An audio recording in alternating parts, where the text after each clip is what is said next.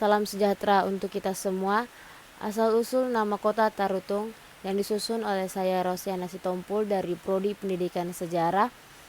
Yang saya hormati Bapak dosen pengampu Bapak Asyul Fikri SPD MPD dari mata kuliah Sejarah Lokal dan teman-teman yang saya sayangi. Asal muasal nama kota Tarutung. Tarutung adalah sebutan untuk buah durian yang dalam bahasa Batak disebut tarutung.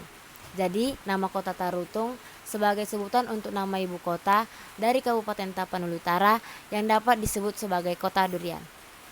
Sampai pada awal abad ke-19, kota Tarutung dulunya sudah ramai dikunjungi oleh orang-orang sekitarnya untuk transaksi dagang yang datang dari daerah Silindung, Humbang, Samosir, Toba, Dairi, termasuk dari daerah selatan seperti Pahae, Sipirok, maupun sekitar Sibolga dan Barus.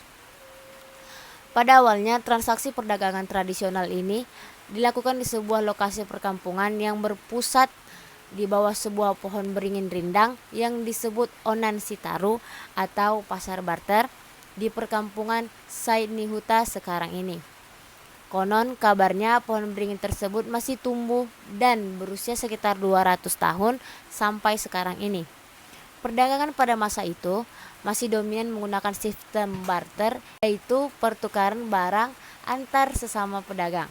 Komoditi barang kebutuhan sehari-hari seperti bahan pangan, ternak, ikan asin, garam, beras, tembakau, umbi-umbian, termasuk juga komoditi ekspor saat itu seperti kemenyan yang memang banyak dipasok dari kawasan Humbang, Pahae, dan Silindung. Semasa bergejolaknya perang saudara oleh Bonjol yang disebut Perang Padri yang terjadi pada tahun 1816 sampai 1833, maka kegiatan perdagangan di pasar tradisional ini terhenti sama sekali karena pasukan Bonjol yang dikomandoi oleh orang-orang Batak dari selatan memang meluluh lantakkan kehidupan masyarakat Batak Utara yang memulai penguasaannya dari kawasan Silindung dan menyebar sampai ke kawasan Batak lainnya di Toba. Perang yang membawa bencana peradaban bangsa Batak ini meruntuhkan keangkuhan orang-orang Batak di pusat tanah Batak sebagai manusia titisan para dewa. Perampasan harta benda, pemerkosaan, pemaksaan faham Islam menggantikan kepercayaan atas satu Tuhan pencipta alam semesta yang disebut sebagai Mula Jadi Nabolon, dan pembakaran dengan membumi hanguskan perkampungan khas rumah-rumah Batak termasuk produk-produk ilmu pengetahuan seperti karya-karya tulis habis hangus terbakar. Oleh karena itu, di kawasan Silindung sangat jarang terlihat bangunan rumah khas Batak di perkampungannya sekarang ini, dan memang perkampungan yang ada sekarang baru terbangun kembali setelah selesainya perang saudara Perang Padri dan datangnya evangelisasi Kristen.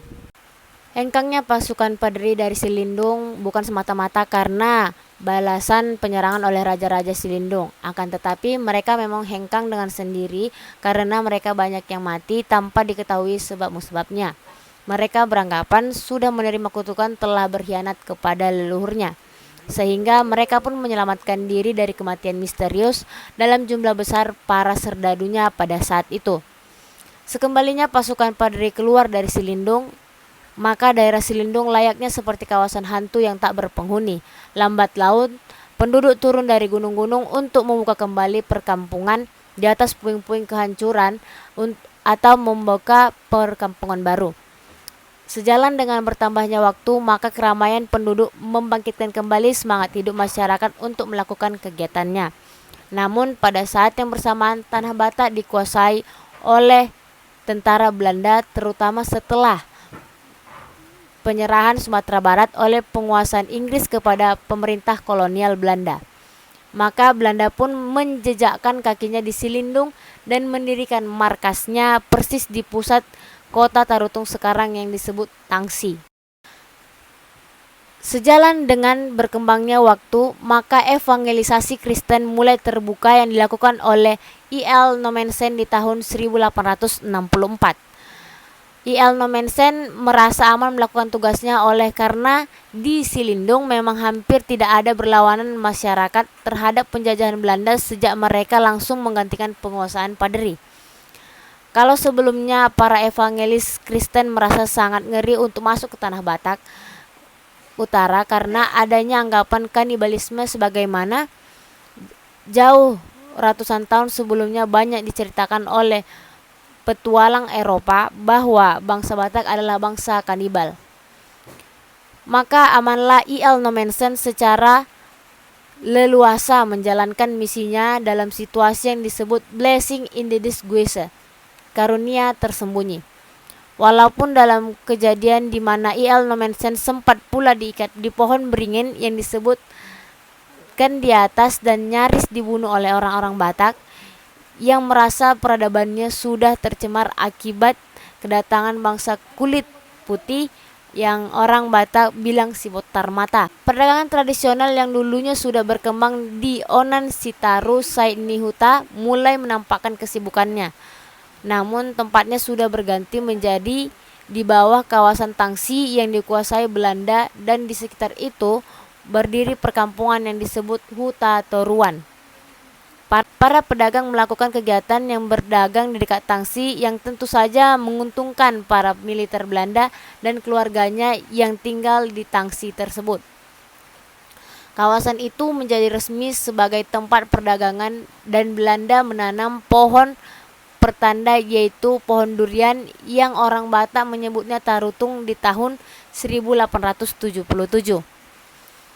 Setelah lebih kurang 60 tahun lamanya, maka terbukalah kembali kegiatan pasar tradisional di bawah pohon tarutung yang kemudian berkembang menjadi kota yang disebut Kota Tarutung sebagai ibu kota Kabupaten Tapanuli Utara. Kota Tarutung sama artinya bila disebut sebagai kota durian. Namun apakah akan identik bila disebut sebagai kota penghasil durian? Pohon durian sebagai pertanda awal berdirinya Kota Tarutung memang masih tumbuh tegar saat ini dan menghasilkan buah yang lebat pada musimnya walaupun berukuran agak kecil. Pohon ini menjadi maskot Kota Tarutung dan pohon durian yang sudah berusia 131 tahun ini tetap terawat dalam lingkungan taman kota oleh pemerintah daerah Kabupaten Tapanuli Utara. Pada setiap sekitar akhir tahun dan awal tahun memang di Kota Tarutung akan terlihat banyak buah durian yang dionggok di pinggir jalan untuk didagangkan terutama di kawasan Simpang 4 atau Sirpang 4 pusat Kota Tarutung dengan harga relatif murah sekitar 8.000 sampai 12.000 per buah sesuai besarnya buah. Maka penikmat buah durian dapat dimanjakannya. Ternyata buah durian yang dipasarkan di Kota Tarutung bukanlah hasil budidaya masyarakat sekitar Kota Tarutung.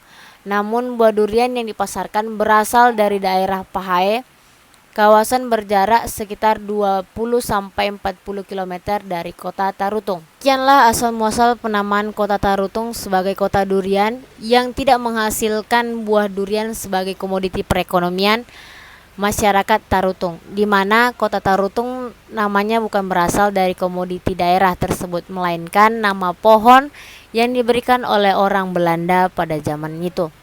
Apabila masyarakat Tarutung mampu memanfaatkan peluang trademark sebagai kawasan yang sangat terkenal di Sumatera Utara, maka penanaman pohon durian sebagai komoditi perekonomian rakyat akan mampu meningkatkan taraf hidup masyarakat keluar dari daftar peta kemiskinan. Kalau hanya mengharapkan pemerintah Kabupaten Tapanuli Utara untuk menggagaskan peningkatan perekonomian masyarakatnya, maka tidak usahlah terlalu berharap banyak, karena mereka tidak akan pernah mau membuka mata, telinga, dan hati menganggap bahwa mereka memang bukan lagi dari rakyat untuk rakyat. Narasumber saya yang pertama yaitu Bapak John Kipli Sitompul dengan pekerjaan beliau sebagai Krani Asisten Umum di perusahaan BUMN dengan usia beliau 40 tahun. Dan narasumber saya yang kedua yaitu Bapak Manihar Sitorus. Beliau sudah tidak bekerja lagi, sudah pensiunan dengan umur beliau 60 tahun. Sekian dari presentasi saya ucapkan terima kasih banyak. Jika ada kesalahan saya mohon maaf. Terima kasih.